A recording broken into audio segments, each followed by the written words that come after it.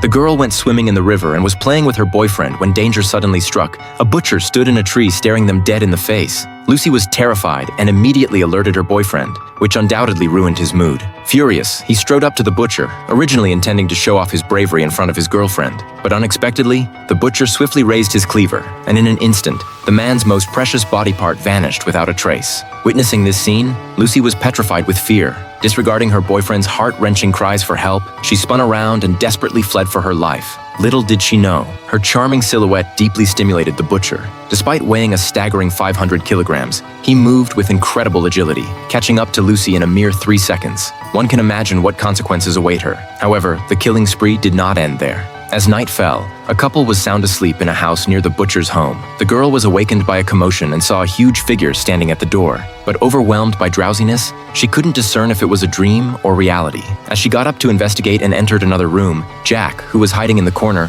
urgently called out to her, reminding her to keep her voice down because he had just spotted a knife-wielding butcher. The girl thought he was joking and paid no heed to Jack's warning. The next second, a knife viciously stabbed through the wall from the other side. Jack realized their hiding spot was compromised, and he had no choice but to launch a desperate attack on the butcher. However, to his dismay, the assault had no effect on the madman and only served to enrage him further. Seeing Jack being subdued by the butcher, the girl was terrified out of her wits. She frantically ran to the car outside, but unfortunately she couldn't find the keys. By this time, the butcher had already leaped onto the car roof. The terrifying sight caused the girl to faint on the spot. When she regained consciousness, she found herself in a basement, surrounded by the stench of decay. The girl racked her brain and finally found an exit. But just as she crawled to the opening, ready to escape to freedom, a large hand suddenly grabbed her in an iron grip.